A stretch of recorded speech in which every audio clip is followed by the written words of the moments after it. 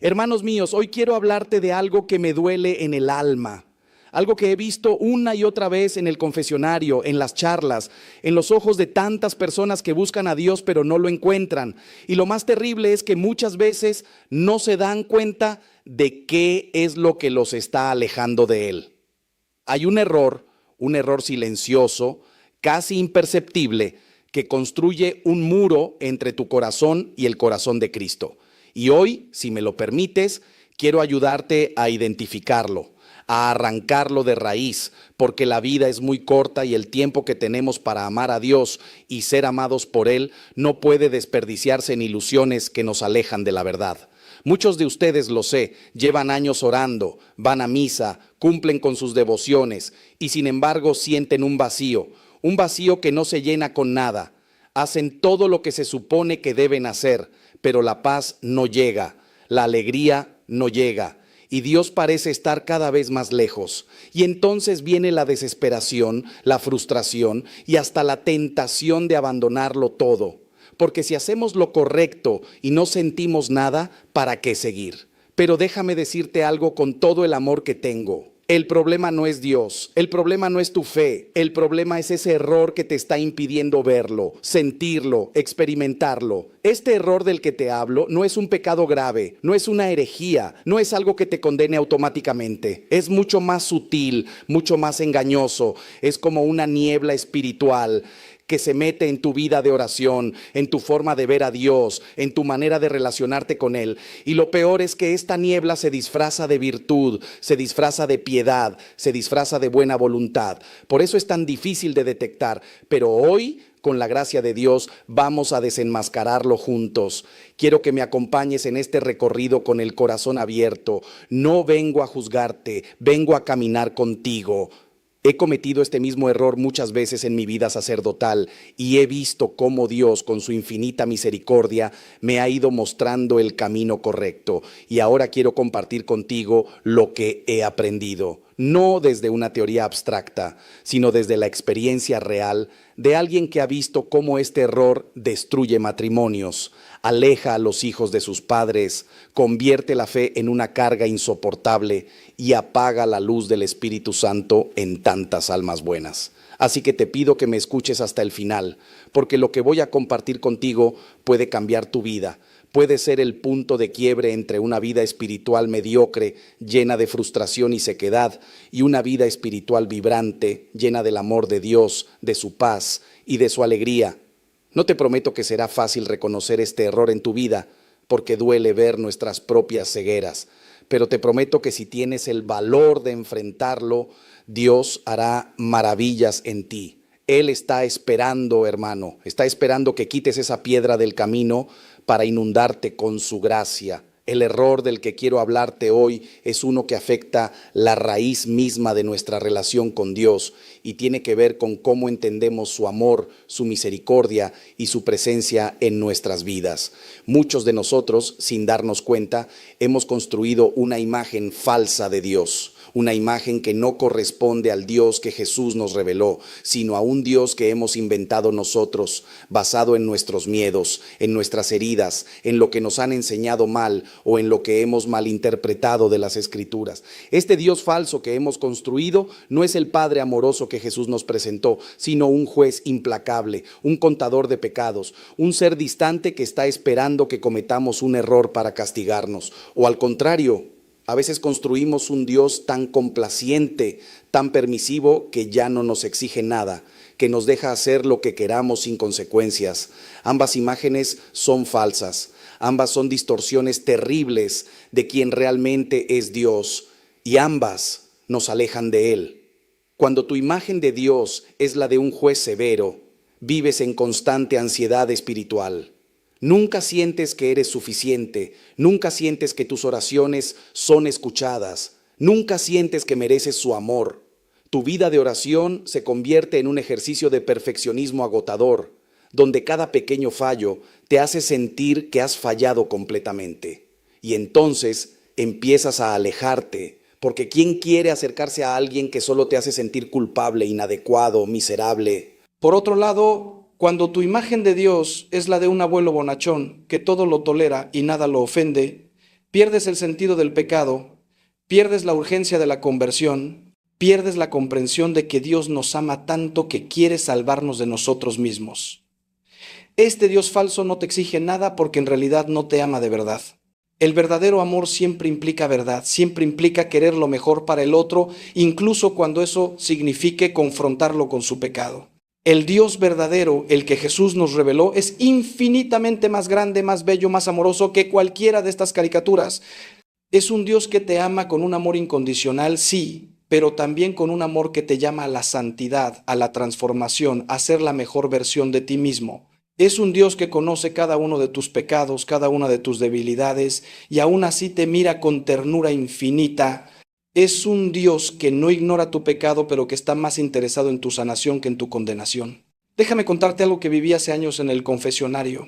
Vino a verme una mujer de unos 50 años, una persona muy devota, que iba a misa todos los días, rezaba el rosario, participaba en todas las actividades de la parroquia, pero cuando se sentó frente a mí, rompió a llorar de una manera desgarradora. Me dijo que llevaba más de 30 años confesándose, pero que nunca, ni una sola vez, había sentido que Dios la perdonaba de verdad. Cada vez que salía del confesionario, a los pocos días volvía la culpa, volvía la angustia, volvía la sensación de estar manchada, de no ser digna del amor de Dios. Mientras hablaba con ella me di cuenta de que su problema no era la falta de fe, ni la falta de arrepentimiento, ni siquiera la gravedad de sus pecados, que por cierto eran bastante ordinarios. Su problema era la imagen de Dios que llevaba en su corazón. Me contó que de niña su padre había sido muy severo, muy exigente, imposible de complacer. Nunca era suficiente lo que ella hacía, nunca recibió una palabra de aprobación, solo críticas y regaños. Y sin darse cuenta, había proyectado esa imagen de su padre terrenal sobre Dios Padre. Para ella, Dios era alguien a quien nunca podía complacer, alguien que siempre encontraba faltas en ella, alguien que la amaba condicionalmente, solo cuando cumplía con todas las reglas perfectamente. Y como eso es imposible, vivía en un infierno espiritual permanente. Su vida de oración era una tortura, su fe era una carga aplastante, y Dios, en lugar de ser su refugio y su paz, era su mayor fuente de ansiedad. Le pregunté si alguna vez había leído realmente las parábolas de Jesús sobre la misericordia. Me dijo que sí, muchas veces, pero que siempre pensaba que esas parábolas eran para otros, para los grandes pecadores, no para ella que conocía la ley y debía cumplirla perfectamente. Le pedí que leyera conmigo la parábola del hijo pródigo, pero esta vez poniéndose en el lugar de ese hijo, y mientras leíamos algo se rompió en su corazón. Lloró como nunca había llorado, porque por primera vez en 30 años entendió que Dios no era su padre terrenal, que Dios no estaba esperando que ella fuera perfecta para amarla, que Dios no llevaba un registro de sus faltas para echárselas en cara, que Dios la amaba con locura, con pasión, con una ternura que superaba todo lo que ella había conocido. Y ese día comenzó una nueva vida espiritual para ella, porque finalmente conoció al Dios verdadero. Esta historia, hermanos, se repite una y otra vez. ¿Cuántas personas buenas, devotas, comprometidas, están alejadas del verdadero Dios porque tienen una imagen distorsionada de Él? Y esta imagen falsa no viene de mala intención, viene de heridas no sanadas, de enseñanzas malentendidas, de experiencias dolorosas que hemos proyectado sobre Dios. Pero el resultado es el mismo. Nos alejan de Él, nos impiden experimentar su amor, nos roban la paz y la alegría que deberían caracterizar a todo hijo de Dios. Ahora bien, quiero que te hagas una pregunta muy honesta. Cuando piensas en Dios, cuando oras, cuando vas a misa, ¿qué sientes? ¿Sientes paz, gozo, amor, cercanía? ¿O sientes miedo, obligación, culpa, distancia? Tu respuesta a esta pregunta te dirá mucho sobre la imagen de Dios que llevas en tu corazón. Y si lo que sientes es más parecido a lo segundo que a lo primero, entonces necesitas urgentemente sanar esa imagen, necesitas conocer al verdadero Dios. El problema es que esta imagen falsa de Dios no solo afecta tu vida de oración personal, afecta todo. Afecta cómo te relacionas con los demás, afecta cómo te perdonas a ti mismo, afecta cómo educas a tus hijos en la fe, afecta cómo enfrentas el sufrimiento, afecta absolutamente todo. Porque Dios es el centro, es la fuente, es el fundamento de toda tu existencia. Si tienes una imagen falsa de Él, toda tu vida espiritual estará construida sobre arena. Muchas veces veo padres que educan a sus hijos en el miedo a Dios en lugar de en el amor a Dios. Les hablan constantemente del infierno, del castigo, de lo que no deben hacer, pero rara vez les hablan del amor apasionado de Cristo por ellos, de la alegría del cielo, de la belleza de vivir en gracia. Y luego se sorprenden cuando sus hijos al crecer abandonan la fe. Pero ¿cómo no van a abandonarla si lo único que conocen es un Dios que da miedo, que amenaza, que controla? O al contrario, veo padres que por miedo a parecer severos o anticuados no les enseñan nada a sus hijos sobre el pecado, sobre las consecuencias de nuestras decisiones, sobre la necesidad de la conversión. Les presentan un Dios tan aguado, tan insípido que no vale la pena el esfuerzo de seguirlo. Y los hijos crecen sin ningún sentido moral, sin ninguna brújula espiritual, navegando a la deriva en un mundo que los va a devorar. El equilibrio, hermanos, está en presentar al Dios verdadero. Un Dios que es infinitamente misericordioso, pero también infinitamente santo. Un Dios que te ama tal como eres, pero que te ama demasiado como para dejarte así. Un Dios que te perdona 70 veces 7, pero que también te llama a no pecar más. Un Dios que es Padre tierno y también Maestro exigente. Un Dios que es Cordero manso y también León de Judá. Este es el Dios que necesitamos conocer. Este es el Dios que nos va a transformar. Este es el Dios que nos va a llenar de paz y de alegría, incluso en medio del sufrimiento. Pero para conocerlo necesitamos humildad. Necesitamos reconocer que tal vez lo que hemos creído sobre Él durante años no es correcto. Necesitamos dejar que Él mismo se nos revele a través de su palabra, de los sacramentos, de la oración contemplativa.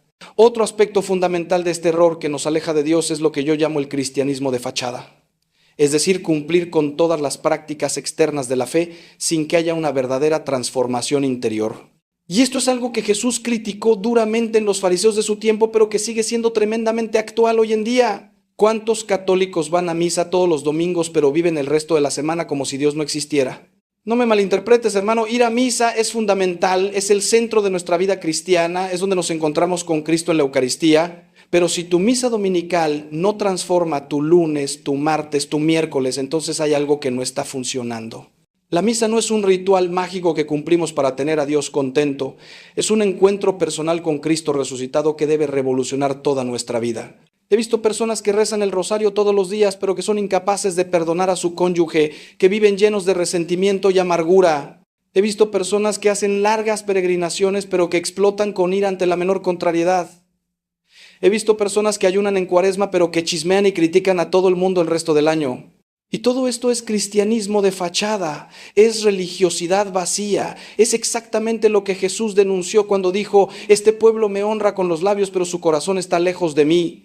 El verdadero encuentro con Dios siempre produce frutos, siempre. Si llevas años en la iglesia, años practicando tu fe, pero no ves ningún cambio real en tu carácter, en tus actitudes, en tu forma de amar, entonces algo anda muy mal.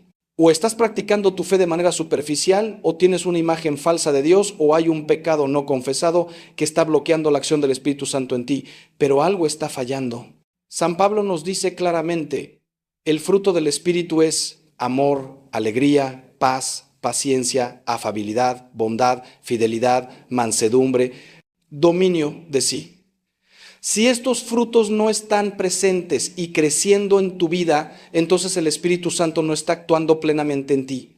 Y no es porque Él no quiera, es porque nosotros le estamos poniendo obstáculos, el principal de los cuales es este error de tener una fe puramente externa, puramente ritual, sin conversión interior. Recuerdo el caso de un hombre que vino a verme muy angustiado porque su matrimonio estaba al borde del divorcio. Me decía que no entendía qué había pasado, que él era un buen católico, que nunca faltaba a misa, que rezaba, que cumplía con todos sus deberes religiosos. Pero cuando su esposa vino a hablar conmigo por separado, me contó una historia completamente diferente. Me dijo que su marido era frío, distante, que nunca la escuchaba, que explotaba en cólera por cualquier cosa, que la criticaba constantemente, que nunca tenía un gesto de ternura o de afecto. Le pregunté directamente: ¿dónde está Cristo en tu matrimonio? Y se quedó en silencio. Nunca se había hecho esa pregunta.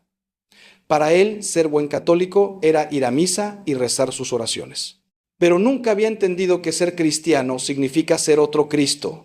Significa tratar a tu esposa como Cristo trata a su iglesia, con amor sacrificial, con ternura, con paciencia, con perdón constante. Empezamos a trabajar juntos, no solo en su vida de oración, sino en su conversión real. Le pedí que cada noche, antes de dormir, se hiciera esta pregunta: hoy traté a mi esposa como Cristo me trata a mí.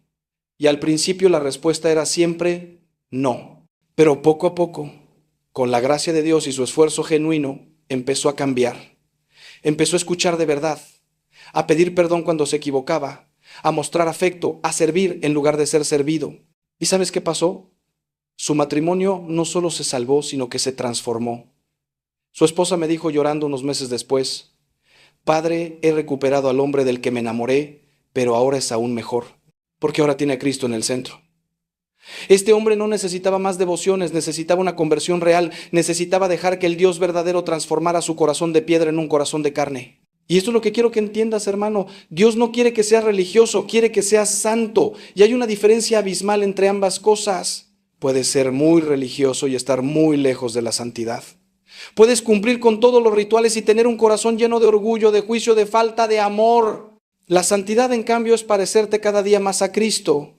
Es dejar que su espíritu transforme tu carácter, tus reacciones, tu forma de amar. San Juan nos dice algo muy claro: si alguno dice yo amo a Dios y aborrece a su hermano, es un mentiroso. No importa cuánto reces, cuánto vayas a la iglesia, cuántas devociones practiques, si no amas concretamente a las personas que Dios ha puesto en tu vida, tu fe es falsa. Es dura esta palabra, lo sé, pero es la verdad del Evangelio. Y aquí viene una pregunta que debes hacerte con toda honestidad. ¿Cómo te tratan las personas más cercanas a ti? ¿Tu familia? ¿Tus compañeros de trabajo? ¿Tus vecinos?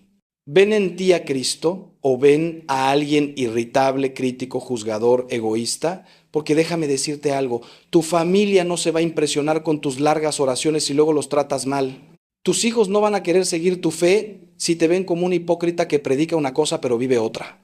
El verdadero testimonio cristiano se da en lo cotidiano, en lo pequeño, en cómo reaccionas cuando las cosas no salen como quieres, en cómo hablas de los demás cuando no están presentes, en cómo perdonas cuando te han herido, en cómo sirves cuando estás cansado.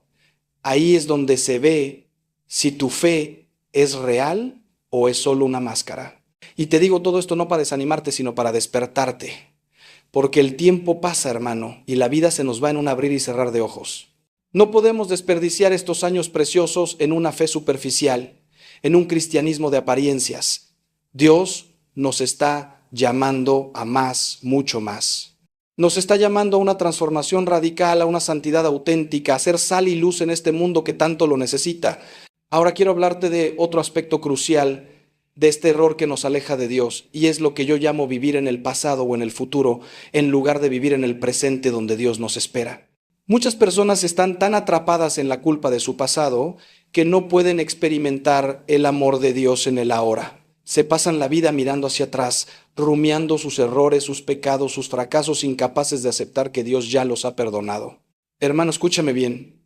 Si te has confesado sinceramente de un pecado, ese pecado ya no existe. Ha sido borrado, ha sido perdonado, ha sido olvidado por Dios. Sí, olvidado. El profeta Isaías nos dice que Dios arroja nuestros pecados detrás de sus espaldas, que los borra como nube y como niebla. El salmista dice que Dios aleja de nosotros nuestras culpas cuanto dista el oriente del ocaso. ¿Entiendes lo que esto significa? Significa que cuando Dios perdona, perdona completamente, totalmente, definitivamente. Pero muchos de ustedes no pueden aceptar este perdón. Siguen arrastrando culpas de hace años, de hace décadas. Siguen flagelándose mentalmente por pecados que Dios ya perdonó. Y esto, créeme, no es humildad, es orgullo disfrazado. Porque estás diciendo implícitamente que tu pecado es más grande que la misericordia de Dios, que tu culpa es más poderosa que la sangre de Cristo. Y eso, hermano, es una ofensa al sacrificio de la cruz. Cuando Jesús murió en la cruz, pagó por todos tus pecados, no por algunos, no por los pequeñitos, por todos. Los pecados que ya cometiste y los que aún vas a cometer. El precio ya fue pagado, la deuda ya fue saldada, la victoria ya fue ganada. Tu parte es simplemente aceptar ese regalo, recibir ese perdón y vivir en la libertad de los hijos de Dios.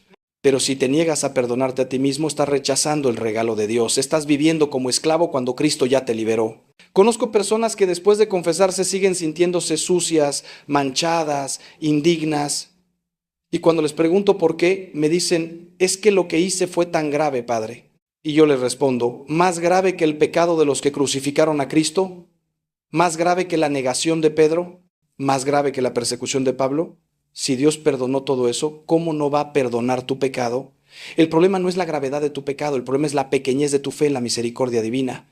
Por otro lado, están aquellos que viven constantemente preocupados por el futuro, por lo que puede pasar, por lo que podría salir mal. Viven en una ansiedad constante que les impide disfrutar del presente, que les impide ver las bendiciones que Dios les está dando ahora mismo. Se preocupan por el dinero, por la salud, por el futuro de sus hijos, por mil cosas que están fuera de su control, y en esa preocupación se olvidan de confiar en Dios. Jesús nos dijo claramente: no os preocupéis por el mañana, porque el mañana traerá su propia preocupación. A cada día le basta su propio mal. No nos está diciendo que seamos irresponsables, que no planifiquemos, que no cuidemos de nuestras familias.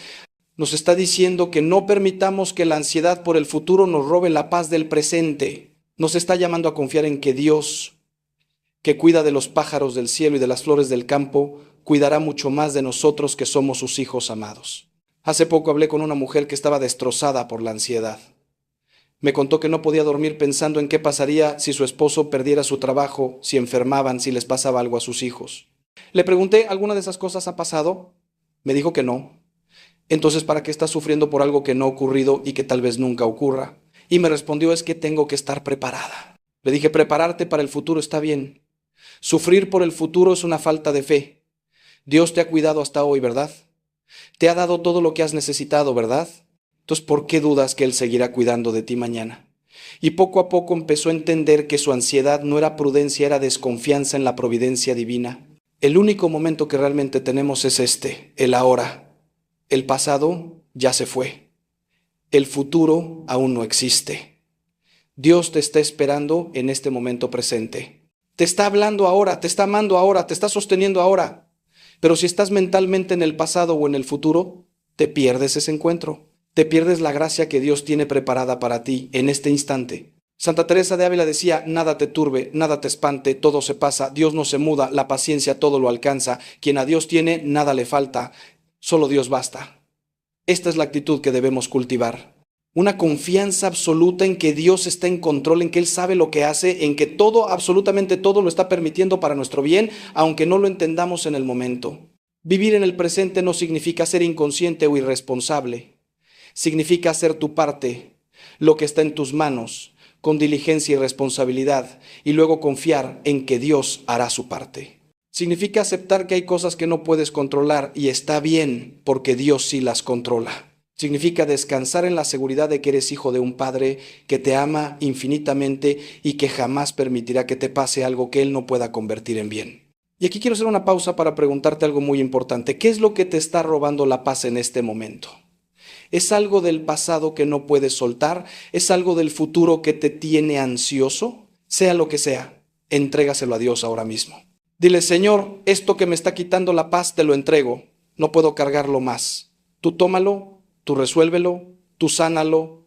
Yo confío en ti. Ahora permíteme abordar otra dimensión profunda de este error que nos separa de Dios, y es la falta de vida sacramental auténtica. Muchos católicos van a misa por costumbre, por tradición familiar, por cumplir, pero sin una verdadera conciencia de lo que está sucediendo en ese altar. Van mecánicamente, distraídos, pensando en mil cosas, y salen exactamente igual que como entraron. Y luego se preguntan por qué su fe no los transforma. Hermano, la Santa Misa no es un espectáculo al que asistimos, no es una obligación que cumplimos, no es una reunión social. La Santa Misa es el Calvario hecho presente. Es el sacrificio de Cristo renovado de manera incruenta sobre el altar. Es el momento más sagrado, más poderoso, más transformador que puede existir en esta tierra. En cada misa el cielo y la tierra se unen, los ángeles se postran en adoración y Cristo se hace presente en cuerpo, sangre, alma y divinidad. Cuando recibes la comunión, no estás recibiendo un símbolo, no estás recibiendo un recuerdo, estás recibiendo a Cristo mismo. El mismo Cristo que caminó por Galilea, que curó enfermos, que resucitó muertos, que murió en la cruz y resucitó al tercer día. Ese Cristo entra en tu cuerpo, en tu alma, se une a ti de la manera más íntima posible. Y si realmente creyéramos esto, si realmente entendiéramos lo que está pasando, saldríamos de cada misa completamente transformados. Pero muchos reciben la comunión en estado de pecado mortal, sin haberse confesado, sin el menor remordimiento. Otros la reciben distraídamente, mascando chicle, conversando apenas salen de comulgar, como si nada hubiera pasado. Y San Pablo nos advierte claramente: quien come y bebe sin discernir el cuerpo del Señor, come y bebe su propia condenación. No son palabras mías, son palabras del Espíritu Santo a través de San Pablo. Te pregunto con todo respeto, ¿cuándo fue la última vez que te preparaste verdaderamente para ir a misa? ¿Cuándo fue la última vez que llegaste unos minutos antes para orar, para pedirle al Espíritu Santo que te ayude a participar con fe y devoción? ¿Cuándo fue la última vez que después de comulgar te quedaste unos minutos en silencio adorando a Cristo presente en ti, hablándole, escuchándolo, dejando que Él te transforme? La confesión es otro sacramento tremendamente poderoso que muchos católicos han abandonado o practican mal. Algunos se confiesan una vez al año por obligación, enumeran sus pecados mecánicamente como una lista de supermercado, reciben la absolución y salen sin ningún propósito real de cambio. Otros hace años que no se confiesan porque piensan que no lo necesitan, que sus pecados no son tan graves o porque les da vergüenza. Hermano, la confesión no es solo para borrar pecados, es para sanar heridas. Es para recibir la gracia de Dios que te fortalece contra la tentación. Es para experimentar el abrazo del Padre misericordioso. Cada vez que te confiesas bien, con verdadero arrepentimiento y propósito de enmienda, estás permitiendo que Dios entre en las partes más oscuras de tu vida y las ilumine con su gracia. He visto milagros increíbles en el confesionario.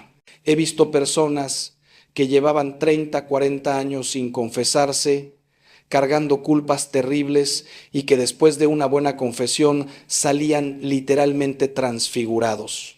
Vi llorar a un hombre de 60 años que se confesaba después de 30 años y me decía entre sollozos: Padre, siento que me han quitado un peso de encima, siento que puedo respirar por primera vez en décadas.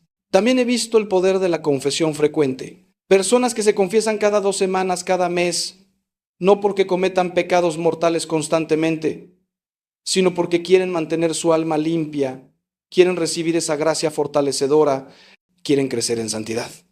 Y estas personas avanzan espiritualmente de una manera impresionante porque están aprovechando al máximo este regalo que Dios nos ha dado. Y luego está el sacramento del matrimonio, que muchos católicos han reducido a una simple ceremonia bonita en la iglesia. Se casan por la iglesia porque es tradición, porque queda bien, porque la familia lo espera, pero sin entender realmente lo que están haciendo, sin comprender que están entrando en un sacramento que los va a transformar, que los va a santificar, que los va a unir, no solo entre ellos, sino con Cristo.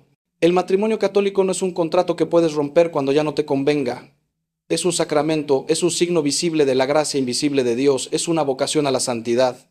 Dios te da gracia a través de tu matrimonio, gracia para amar cuando es difícil, gracia para perdonar cuando duele, gracia para servir cuando estás cansado, gracia para ser fiel cuando hay tentación. Pero si te casaste solo por la ceremonia, sin fe, sin compromiso real con Dios, entonces no estás viviendo tu sacramento.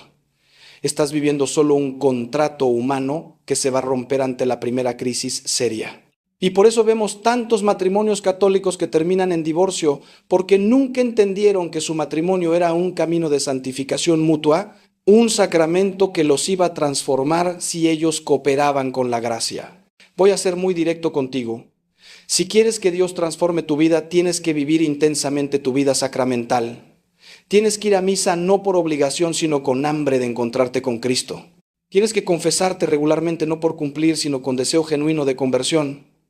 Tienes que vivir tu matrimonio no como un contrato humano, sino como un sacramento divino. Los sacramentos son los canales ordinarios de la gracia de Dios y si no los aprovechas, estás desperdiciando los medios más poderosos que tienes para crecer espiritualmente. Ahora, quiero abordar algo que es absolutamente central en este error que nos aleja de Dios, y es la falta de oración personal genuina. Muchos católicos rezan, sí, pero rezan fórmulas memorizadas, oraciones repetitivas, sin ninguna comunicación real con Dios. Rezan el rosario mientras piensan en otras cosas, rezan antes de comer por costumbre, rezan antes de dormir mecánicamente. Y todo eso está bien, las oraciones vocales son importantes, pero si eso es todo lo que tienes, tu vida de oración está muerta. Dios no quiere que le recites fórmulas, quiere que hables con Él. Quiere que le cuentes tu día, que le compartas tus alegrías y tus tristezas, que le presentes tus problemas, que le pidas ayuda, que le agradezcas, que lo adores. Quiere una relación personal, íntima, viva contigo, así como hablas con tu mejor amigo, así como te desahogas con alguien de confianza, así quiere Dios que hables con Él. Santa Teresa de Jesús definía la oración como tratar de amistad, estando muchas veces tratando a solas con quien sabemos nos ama. ¿Entiendes? No es recitar, no es cumplir, es relacionarte. Es pasar tiempo de calidad con Dios, escuchándolo, hablándole, dejando que Él te conozca y conociéndolo tú a Él cada vez más profundamente. Y aquí está el problema.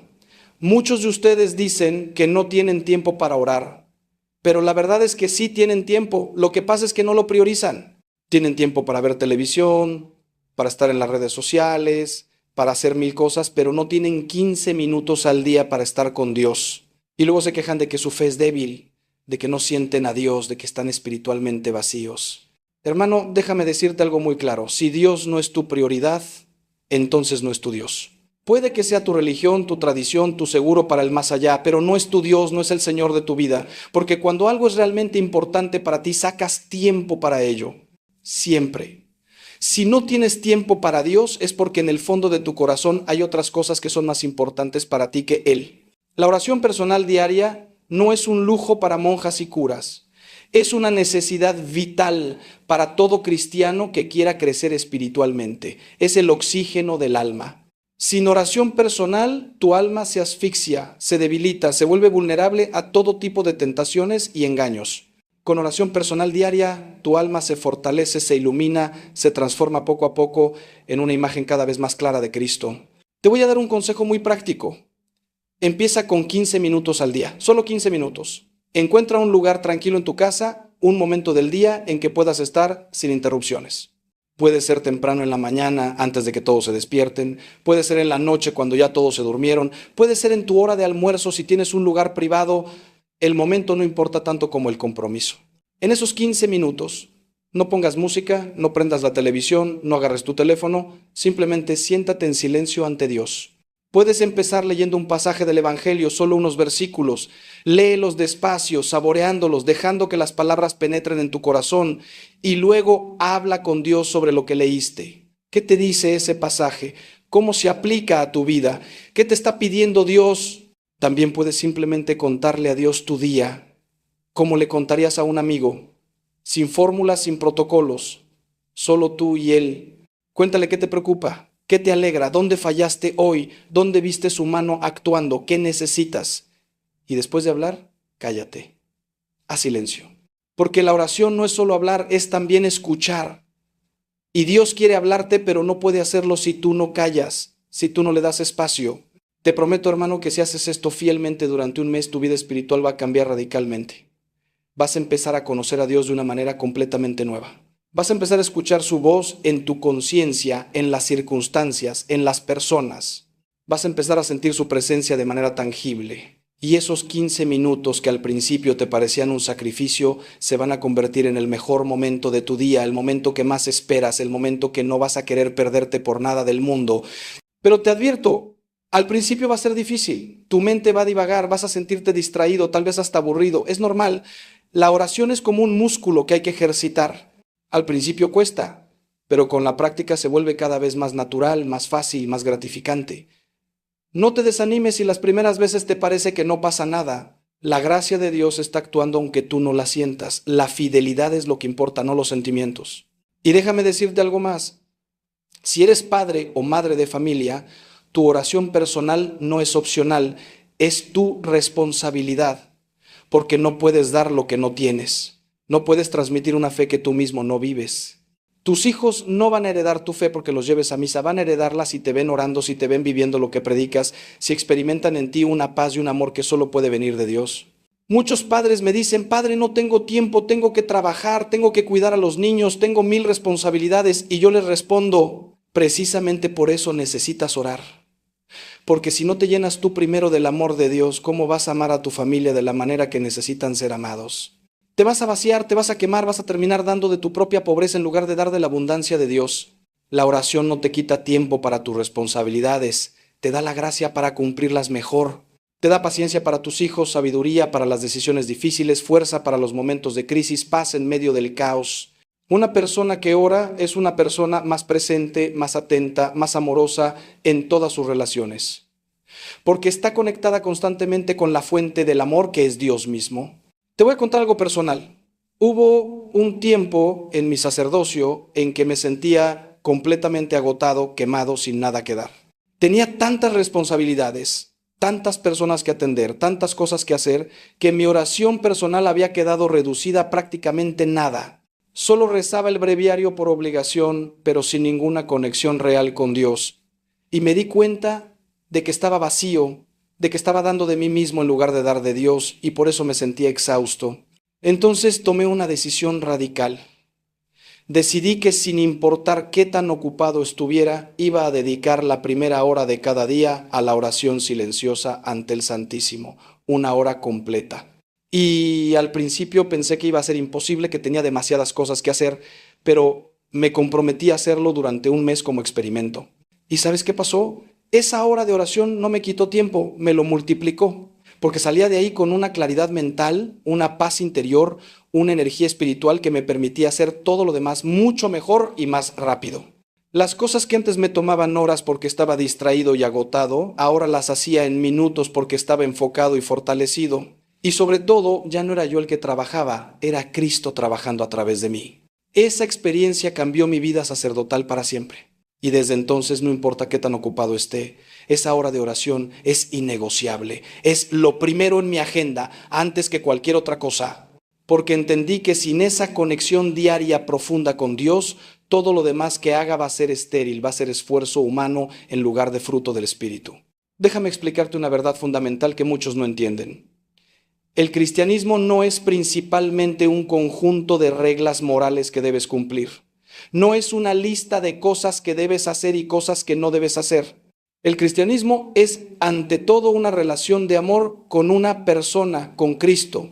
Y como toda relación de amor necesita tiempo, atención, comunicación, no puedes tener una relación profunda con alguien si nunca pasas tiempo a solas con esa persona. Imagina que estás casado y que solo le hablas a tu esposa cuando necesitas algo, cuando quieres pedirle un favor. Imagina que nunca pasas tiempo de calidad con ella, que nunca le escuchas, que nunca le prestas atención. ¿Crees que ese matrimonio va a funcionar? ¿Crees que va a haber amor, intimidad, conexión? Por supuesto que no. Pues lo mismo pasa con Dios. Si solo le hablas cuando necesitas algo, si solo lo buscas cuando tienes un problema, si nunca pasas tiempo simplemente estando con Él, ¿cómo puede haber una relación real? Muchos católicos tienen una relación muy utilitaria con Dios. Lo buscan cuando tienen necesidades, cuando están en problemas, cuando quieren algo. Pero cuando todo va bien, se olvidan de Él. Es como esos amigos que solo te llaman cuando necesitan un favor. Y luego se quejan de que su fe no es profunda, de que no sienten a Dios.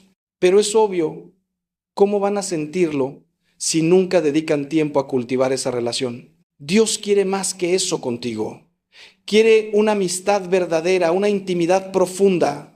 Quiere que lo busques no solo por lo que puede darte, sino por quién es Él. Quiere que lo ames no por sus regalos, sino por su persona.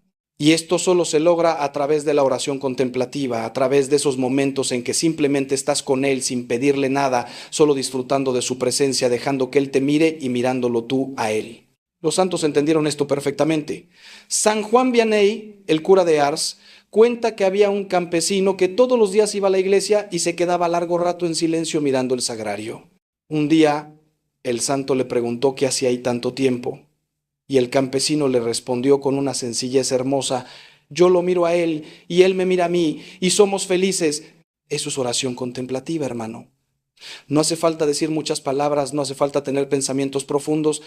A veces simplemente estar ahí, en silencio, sabiendo que estás en presencia de Dios, es la oración más poderosa, y en ese silencio Dios trabaja en tu corazón de maneras que ni siquiera te das cuenta. Va sanando heridas, va iluminando tu entendimiento, va purificando tus deseos, va transformándote poco a poco en la imagen de Cristo. Pero tengo que advertirte sobre algo muy importante. El enemigo, el demonio, va a hacer todo lo posible para impedirte orar. Va a poner 1000 distracciones, 1000 excusas, 1000 obstáculos. De repente vas a sentir que tienes 1000 cosas urgentes que hacer justamente en el momento en que ibas a orar. O vas a sentir una sequedad terrible, una sensación de que estás perdiendo el tiempo, de que nada está pasando, o vas a ser bombardeado con tentaciones, con pensamientos negativos, con dudas. Todo esto es normal. Es la prueba de que estás haciendo algo que realmente importa, algo que está amenazando el reino de las tinieblas. El demonio no se preocupa por la gente que reza mecánicamente, por los que van a misa por cumplir. Pero cuando ve a alguien que está empezando a tomar en serio su relación con Dios, que está empezando a orar de verdad, ahí sí ataca con todo. Porque sabe que una persona que ora es una persona peligrosa para él. Así que cuando sientas esa resistencia, no te desanimes, al contrario. Es señal de que vas por buen camino. Persevera, sé fiel a tu tiempo de oración, aunque no sientas nada, aunque te cueste. La fidelidad en la sequedad es más valiosa que la devoción en la consolación. Porque cuando eres fiel en los momentos difíciles, cuando oras aunque no tengas ganas, estás demostrándole a Dios que lo amas a Él, no solo a las consolaciones que Él te da. Antes de continuar, déjame hacerte una pregunta que puede cambiar tu vida si la respondes con honestidad. ¿Cuánto tiempo pasas cada día en redes sociales viendo televisión o entreteniendo tu mente con cosas que no aportan nada a tu vida? Ahora compara ese tiempo con el que dedicas a Dios. ¿Qué dice eso sobre tus prioridades reales? Porque donde está tu tiempo, ahí está tu corazón. Ahora necesito hablarte sobre algo que está destruyendo la vida espiritual de millones de católicos en este momento, y es el pecado de la tibieza. Jesús mismo lo dice en el Apocalipsis: conozco tus obras, no eres frío ni caliente, ojalá fueras frío o caliente, pero como eres tibio y no frío ni caliente, voy a vomitarte de mi boca. Son palabras muy duras, pero son palabras de Cristo.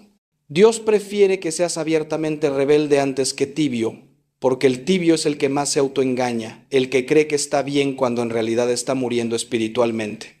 La tibieza es ese estado en el que cumples con lo mínimo indispensable para mantener las apariencias, pero sin ningún fuego interior, sin ninguna pasión por Dios, sin ningún deseo real de santidad. Es ir a misa porque toca, confesarte una vez al año por obligación, rezar de vez en cuando te acuerdas, evitar los pecados muy graves pero sin esforzarte realmente por crecer en virtud. Es mantenerte en una zona de confort espiritual donde no le das todo a Dios, pero tampoco te alejas completamente de Él. El problema de la tibieza es que es muy cómoda. No te cuesta tanto como el pecado grave que destruye tu vida, pero tampoco te exige el compromiso radical de la santidad. Es un término medio que parece seguro, que parece prudente, pero es la trampa más peligrosa que existe, porque te mantiene dormido espiritualmente mientras crees que estás despierto. He visto a tantas personas buenas que se consideran católicos practicantes, que llevan años, décadas en el mismo lugar espiritualmente. No retroceden, pero tampoco avanzan. No cometen pecados escandalosos, pero tampoco crecen en virtud. No abandonan a Dios, pero tampoco se entregan totalmente a Él. Y pasan los años y cuando llegan al final de su vida se dan cuenta de que la desperdiciaron, de que pudieron haber sido santos, pero se conformaron con ser mediocres. Santa Teresa de Jesús decía que Dios prefiere 1000 veces a un pecador arrepentido que a un tibio, porque el pecador al menos sabe que necesita a Dios, sabe que está lejos y puede volver. Pero el tibio cree que está bien, no ve su necesidad de conversión, no siente urgencia de cambiar, y por eso es el más difícil de salvar, porque ¿cómo vas a buscar la medicina si no crees que estás enfermo? La tibieza se manifiesta de muchas maneras. Está el que va a misa pero sin ninguna atención, sin ninguna devoción, checando su reloj cada 5 minutos para que termine rápido. Está el que reza pero sin ningún corazón, repitiendo fórmulas mecánicamente mientras su mente está en otro lado. Está el que evita los pecados mortales pero se permite todos los veniales sin ningún remordimiento, como si no importaran. Está el que conoce la doctrina pero nunca la aplica a su vida, que sabe lo que debería hacer pero siempre encuentra excusas para no hacerlo. Está el que critica a los que se toman la fe en serio, que se burla de los que son más devotos, que justifica su mediocridad diciendo que no hay que ser fanático, cuando en realidad lo que tiene es pereza espiritual. La tibieza es mortal porque te hace creer que estás en camino al cielo cuando en realidad estás en camino a la condenación. Es como un cáncer silencioso que va matando tu alma poco a poco sin que te des cuenta. Y cuando finalmente te das cuenta, cuando llegas al final de tu vida y te enfrentas al juicio de Dios, puede ser demasiado tarde. Jesús no vino a fundar una religión de tibios. Vino a encender un fuego en la tierra, un fuego que transforme corazones, que revolucione vidas, que cambie el mundo. Y nos está llamando a cada uno de nosotros a dejarnos incendiar por ese fuego, a arder de amor por él, a vivir con pasión, con intensidad, con radicalidad nuestra fe. Los santos no fueron tibios. Santa Teresa del Niño Jesús, una monjita carmelita que vivió solo 24 años y nunca salió de su convento, cambió el mundo con su amor ardiente por Dios. San Francisco de Asís lo dejó todo por seguir a Cristo, eligió la pobreza radical y la alegría perfecta. San Ignacio de Loyola, después de su conversión, se entregó totalmente a la mayor gloria de Dios. Santa Teresa de Calcuta vio a Cristo en los más pobres de los pobres y les sirvió con un amor que conmovió al mundo entero. Estos santos nos muestran que la vida cristiana no es para tibios, es para valientes, para apasionados, para los que están dispuestos a darlo todo. Y Dios te está llamando a ti también a esa radicalidad, a esa santidad heroica.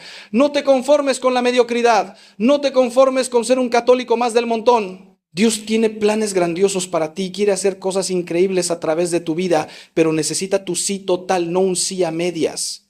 Te pregunto, ¿estás viviendo tu fe con todo el corazón o eres tibio? ¿Estás buscando realmente la santidad o te has conformado con cumplir lo mínimo?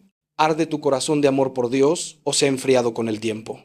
Responde con honestidad, porque de tu respuesta depende tu eternidad. Si te das cuenta de que eres tibio, no te desesperes. El hecho de que te des cuenta ya es un regalo de Dios, ya es el primer paso hacia la conversión, pero no te quedes ahí. Pídele a Dios que encienda tu corazón, que te dé ese fuego que has perdido o que nunca has tenido. Pídele que te dé hambre de Él, sed de Él, deseo ardiente de conocerlo, de amarlo, de servirlo. Y luego actúa, da pasos concretos, comprométete a una vida de oración seria. Frecuenta más los sacramentos. Lee la vida de los santos y deja que te inspiren. Busca un acompañamiento espiritual con un buen sacerdote o director espiritual. Rodéate de personas que vivan su fe con intensidad. Sal de tu zona de confort y empieza a servir a los demás de manera concreta. La tibieza se combate con decisiones radicales. No vas a salir de ella dando pequeños pasitos. Necesitas un cambio drástico. Es como alguien que está dormido y necesita que lo sacudan fuerte para despertar. Necesitas sacudirte. Necesitas despertar del letargo espiritual en que has caído. Y el momento es ahora, no mañana, no cuando te sientas más preparado, ahora. Permíteme ahora abordar otro error devastador que está alejando a millones de personas de Dios, y es el resentimiento no perdonado. Hermano, no puedes tener una relación genuina con Dios si tu corazón está lleno de amargura, de rencor, de odio hacia alguien que te hirió. Jesús fue absolutamente claro en esto.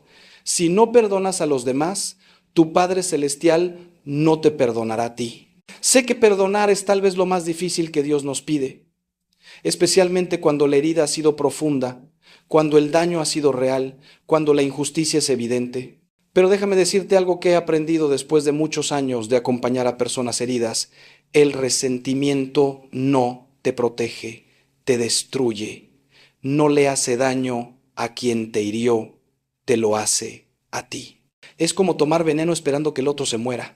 He visto personas que llevan 30, 40 años cargando resentimientos, rumiando su dolor, alimentando su rabia, y ese resentimiento las ha enfermado físicamente, las ha enfermado mentalmente, las ha enfermado espiritualmente. Han desperdiciado años preciosos de su vida amarrados al pasado, prisioneros de un dolor que ellos mismos mantienen vivo al negarse a perdonar. El resentimiento es como una cadena invisible que te ata a la persona que te hirió. Esa persona tal vez ni siquiera piensa en ti, tal vez está viviendo su vida tranquilamente, pero tú sigues prisionero, sigues sufriendo, sigues dejando que esa herida del pasado controle tu presente. El único que puede romper esa cadena eres tú, y la llave es el perdón. Pero el perdón no es un sentimiento, es una decisión. No tienes que sentir ganas de perdonar, no tienes que esperar a que se te quite el dolor, no tienes que esperar a que el otro se arrepienta o te pida perdón. El perdón es un acto de tu voluntad. Es una decisión que tomas de liberar a esa persona de la deuda que tiene contigo, de dejar ir el deseo de venganza, de confiar en que Dios hará justicia a su manera y en su tiempo. Recuerdo a una mujer que vino a verme completamente destruida. Su esposo la había abandonado después de 20 años de matrimonio por una mujer más joven. La había dejado sola con 3 hijos, sin dinero, sin nada. Y además había iniciado un proceso legal vicioso para quedarse con lo poco que tenían. Esta mujer tenía todo el derecho del mundo de estar enojada, herida, resentida. Cuando me contaba su historia, podía ver el odio en sus ojos.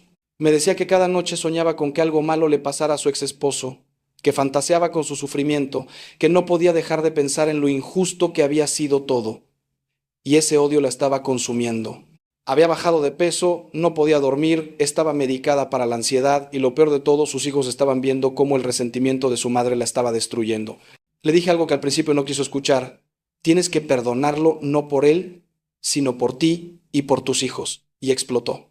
Me dijo que yo no entendía, que era muy fácil decirlo desde afuera, que después de lo que él había hecho no merecía perdón. Y tenía razón en muchas de esas cosas. Yo no había vivido su dolor. Era fácil para mí predicar el perdón, pero le expliqué algo fundamental. Perdonar no significa decir que lo que hizo estuvo bien. No significa olvidar lo que pasó. No significa reconciliarte con él. No significa confiar en él otra vez. Perdonar significa simplemente soltar el derecho de venganza, dejar de desear su mal, liberar el odio que está envenenando tu corazón. Puedes perdonar y al mismo tiempo defender tus derechos legalmente. Puedes perdonar y mantener distancia. Puedes perdonar y no volver con él nunca. Le tomó tiempo, no fue de un día para otro, pero poco a poco, en oración, con lágrimas, con lucha interior, esta mujer fue soltando su resentimiento y conforme lo hacía, empezó a sanar. Volvió a dormir, volvió a sonreír, volvió a tener paz. Sus hijos me dijeron después: Padre, nos devolvió a nuestra mamá. El perdón no cambió a su ex esposo, el perdón la cambió a ella. La liberó para poder seguir adelante con su vida. Y esto es lo que quiero que entiendas. El perdón es un regalo que te das a ti mismo. Es la decisión de no permitir que quien te hirió siga controlando tu vida, tus emociones, tu paz. Es recuperar tu libertad, es soltar el pasado para poder vivir plenamente el presente. Pero hay un tipo de resentimiento aún más peligroso y es el resentimiento contra Dios. Sí, hermano, muchas personas están enojadas con Dios aunque no lo admitan abiertamente. Están resentidas porque Él no respondió sus oraciones como querían, porque permitió que les pasara algo terrible, porque su vida no salió como habían planeado. Este resentimiento contra Dios es particularmente destructivo porque corta completamente tu conexión con la única fuente de sanación, de consuelo, de sentido en medio del sufrimiento. Es como alguien que está ahogándose y rechaza el salvavidas porque está enojado con el salvavidas por no haber llegado antes. He acompañado a padres que perdieron un hijo y que están tan enojados con Dios que no pueden ni orar, a personas que sufrieron abusos cuando niños y que le reclaman a Dios por qué no los protegió, a gente que ha pasado por tragedias terribles y que siente que Dios los abandonó, que los traicionó, que no los ama. Y déjame decirte algo con todo el respeto y el amor del mundo: tu dolor es real, tus preguntas son válidas, tu enojo es comprensible. Dios lo entiende, Dios lo recibe, no te va a castigar por gritarle, por reclamarle. Los salmos están llenos de lamentos, de quejas, de preguntas a Dios. Job cuestionó a Dios duramente. Dios puede con tu enojo, puede con tu dolor, puede con tus preguntas, pero no puedes quedarte ahí para siempre. En algún momento tienes que dar el paso de confiar en que aunque no entiendas por qué pasó lo que pasó, aunque no tenga sentido, aunque duela hasta el alma, Dios sigue siendo bueno, Dios sigue amándote, Dios no te ha abandonado. Y ese paso se llama fe. La fe no es ausencia de preguntas, no es ausencia de dolor, no es entender todo. La fe es confiar en Dios incluso cuando no entiendes, incluso cuando duele, incluso cuando todo parece indicar que Él no está ahí. La fe es decir como Job: aunque Él me mate, en Él confiaré. Y cuando das ese paso de fe, cuando decides confiar en Dios a pesar del dolor, cuando sueltas tu resentimiento contra Él, entonces experimentas algo sobrenatural. Experimentas una paz que no puedes explicar, una fuerza que no es tuya, una esperanza que trasciende las circunstancias.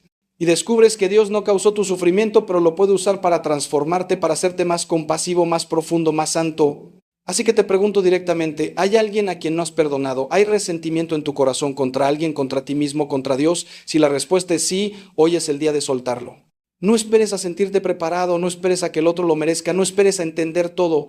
Simplemente decide perdonar y pídele a Dios la gracia de hacerlo, porque solo con su gracia es posible. Quiero que comprendas algo más sobre este error que nos aleja de Dios y tiene que ver con la idolatría moderna. Cuando pensamos en idolatría, imaginamos gente adorando estatuas de oro, haciendo sacrificios a dioses paganos, pero la idolatría hoy es mucho más sutil. Es poner cualquier cosa en el lugar de Dios, es darle a cualquier cosa la importancia, el tiempo, la devoción que solo Dios merece. Y todos tenemos nuestros ídolos. Para algunos es el dinero, la seguridad financiera, la cuenta bancaria. Viven estresados constantemente por el dinero, nunca tienen suficiente, sacrifican su familia, su salud, su fe por ganar más. El dinero se convierte en su Dios, en aquello de lo que dependen para sentirse seguros, valiosos, felices. Para otros es el trabajo, la carrera profesional, el éxito. Se definen por lo que hacen, por sus logros, por su posición. Y cuando no les va bien profesionalmente, cuando pierden su trabajo, cuando no alcanzan sus metas, se derrumban completamente porque su identidad estaba construida sobre eso, no sobre su identidad como hijos de Dios. Para otros es la familia. Suena raro, ¿verdad? Pero sí, hasta la familia puede convertirse en un ídolo. Cuando pones a tu familia por encima de Dios, cuando haces todo por ellos pero nada por Dios, cuando sacrificas tu fe, tus valores, tu integridad por complacer a tu familia, entonces tu familia se ha convertido en tu Dios.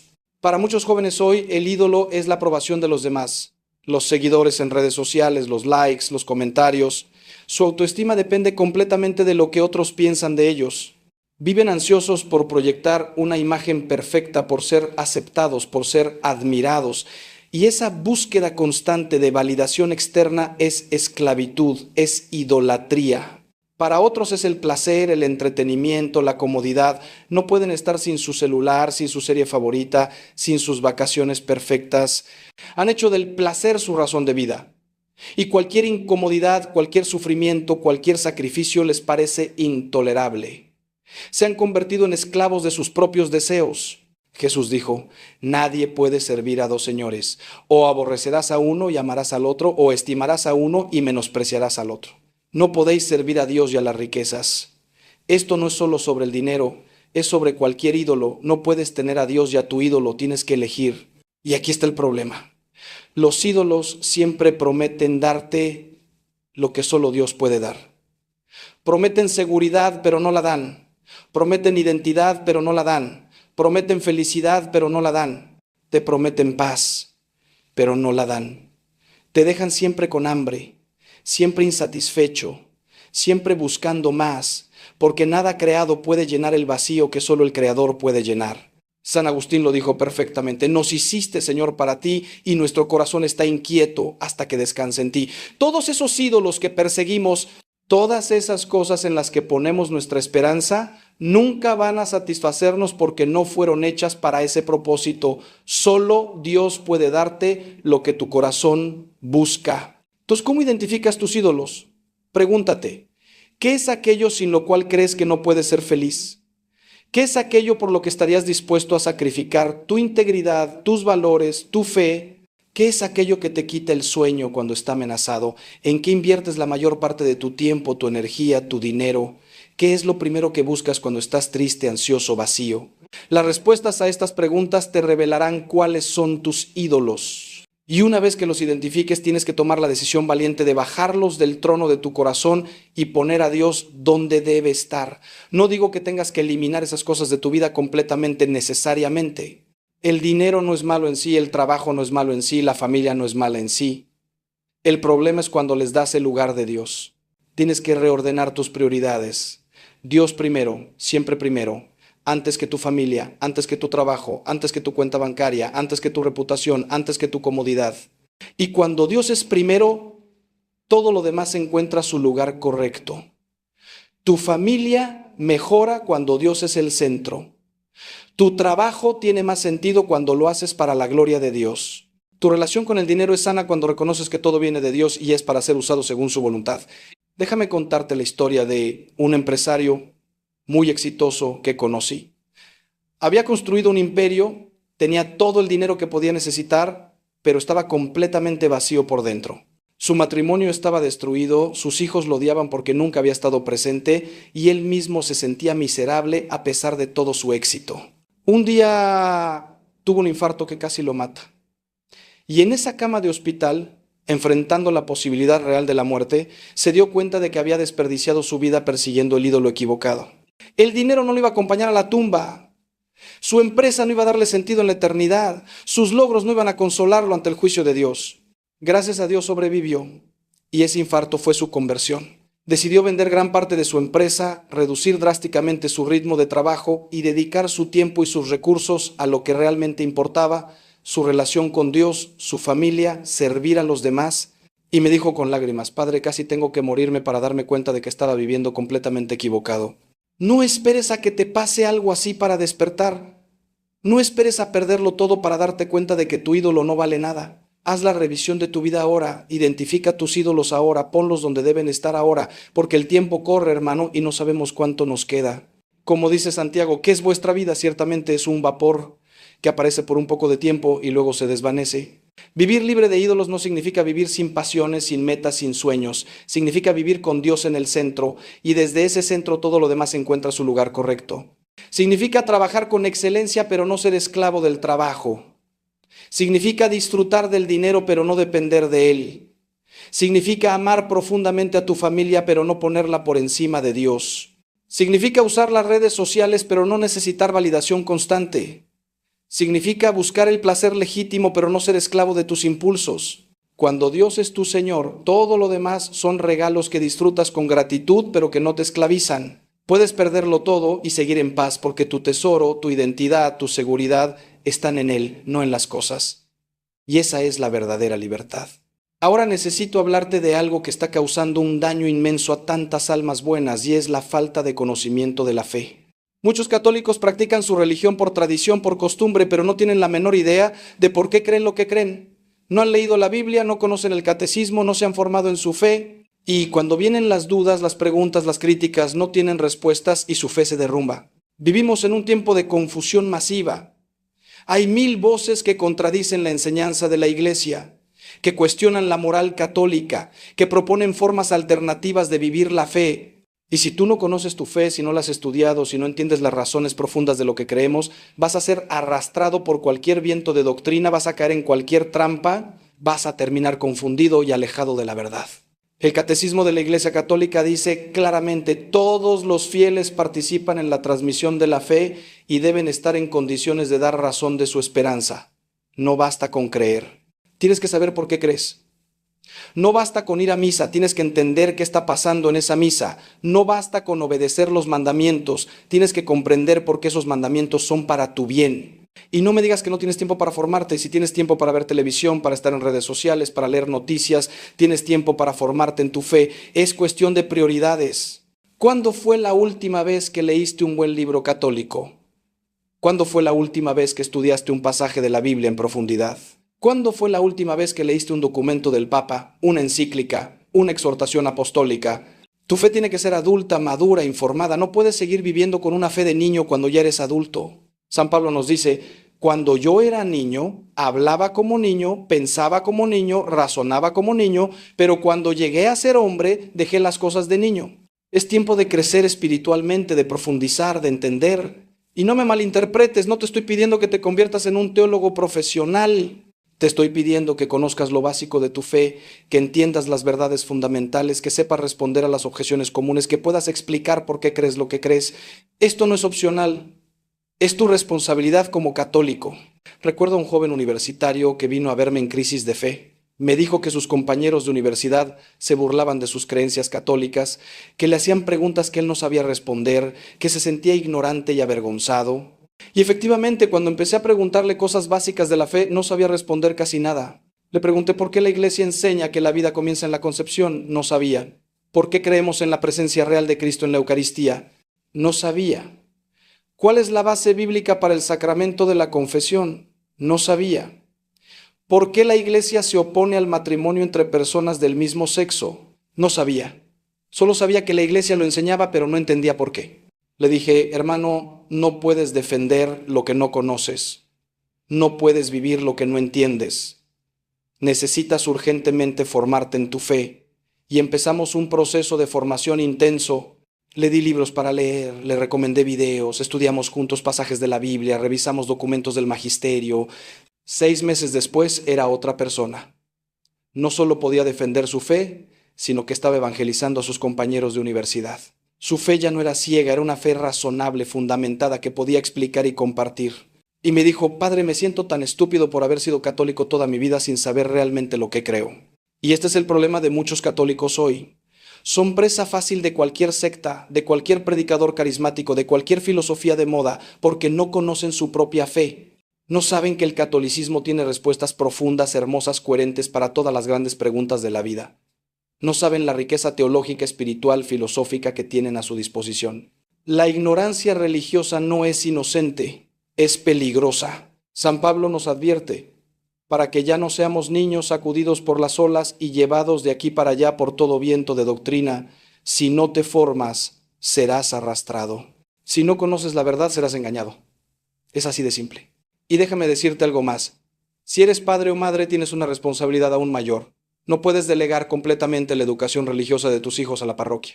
Tú eres el primer catequista de tus hijos. Tú tienes que enseñarles la fe, explicarles las verdades católicas, responder sus preguntas. ¿Y cómo vas a hacer eso si tú mismo no conoces tu fe? Veo tantos padres que se quejan de que sus hijos abandonaron la fe cuando fueron a la universidad.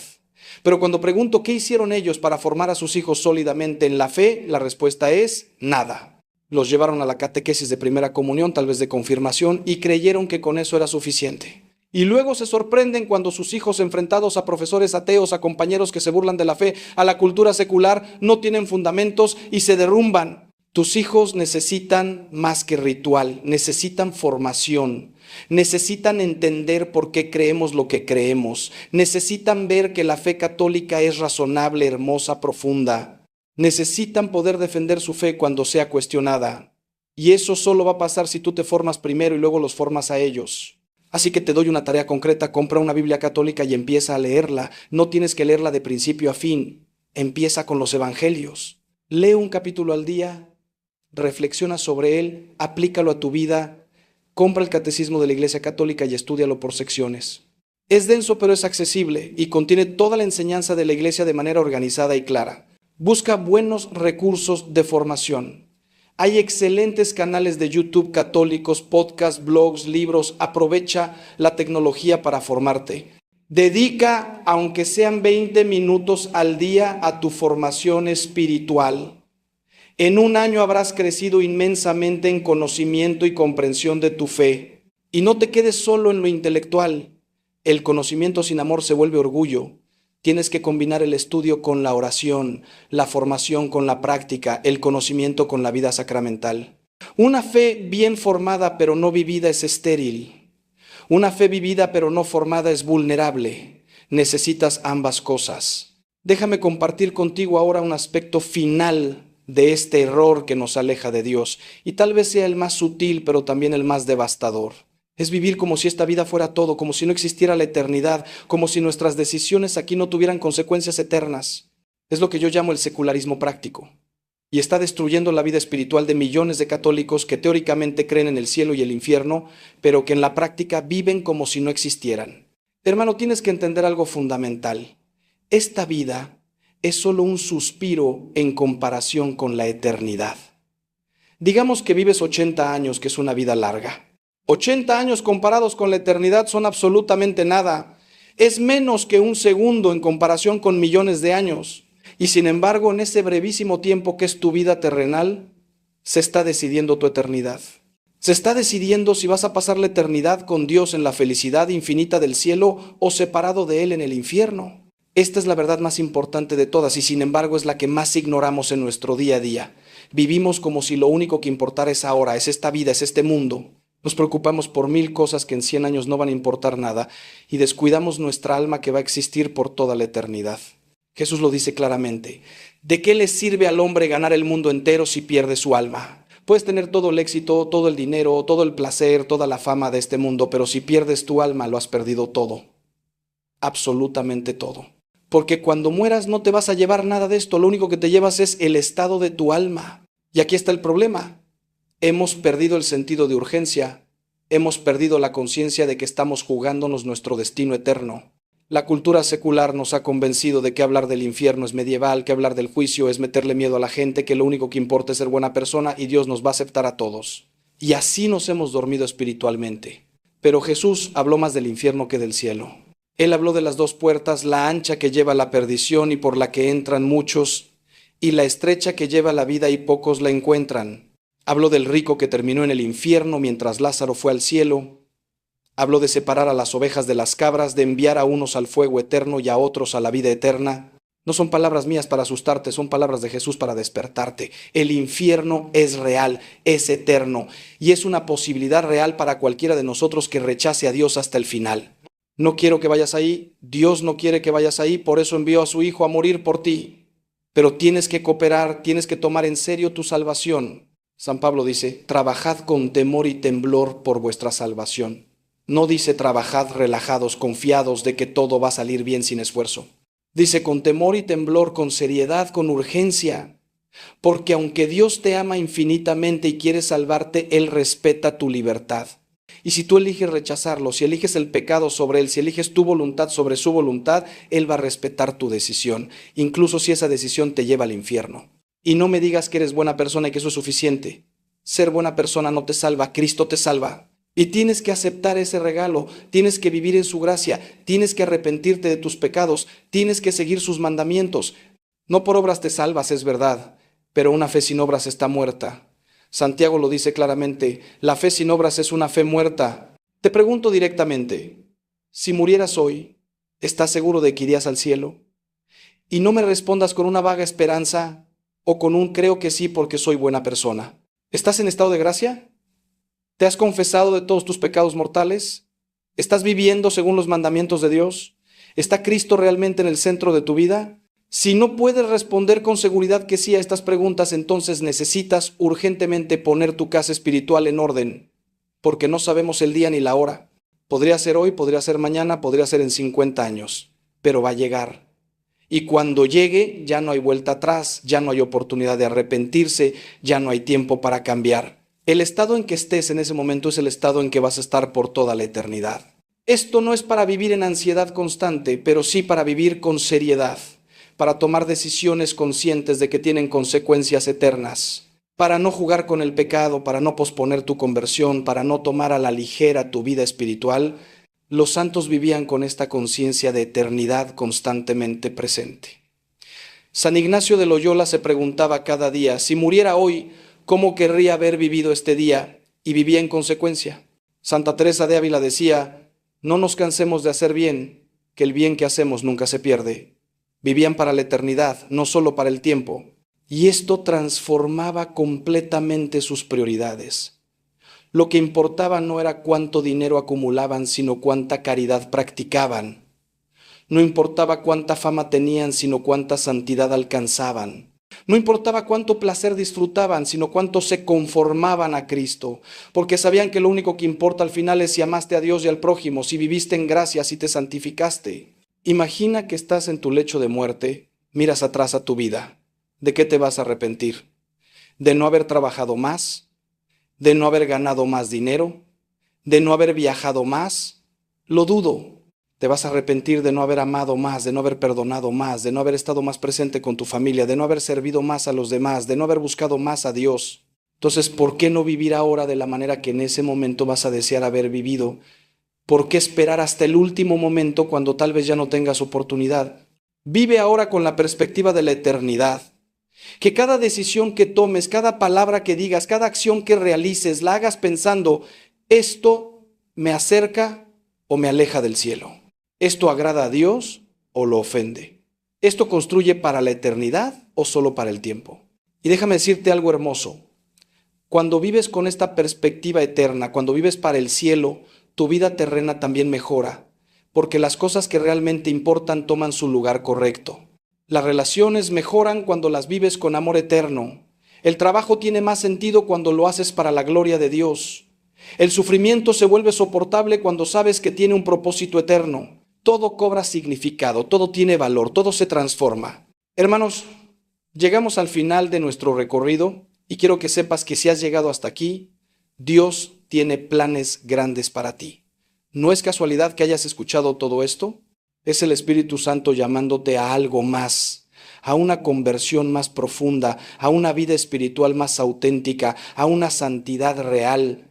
Hemos hablado de muchos errores que nos alejan de Dios. La imagen falsa que tenemos de Él, el cristianismo de fachada, vivir atrapados en el pasado o el futuro, la falta de vida sacramental auténtica, la ausencia de oración personal, la tibieza espiritual, el resentimiento no perdonado, la idolatría moderna, la ignorancia de nuestra fe y el secularismo práctico que nos hace vivir como si esta vida fuera todo. Tal vez te has visto reflejado en uno de estos errores, tal vez en varios, tal vez en todos. No te desanimes. El hecho de que te des cuenta ya es el primer paso. La gracia de Dios está actuando en ti en este momento. Él te está mostrando lo que necesitas cambiar porque te ama, porque quiere liberarte, porque quiere darte la vida plena que Jesús vino a traernos. Pero ahora la pelota está en tu cancha. Puedes escuchar todo esto y no hacer nada y seguir igual que antes, alejado de Dios aunque no te des cuenta.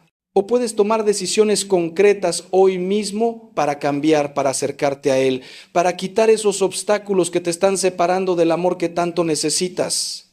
Te invito a que hagas una cosa.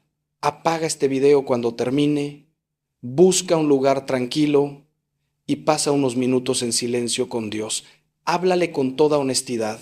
Dile, Señor, muéstrame qué es lo que me está alejando de ti.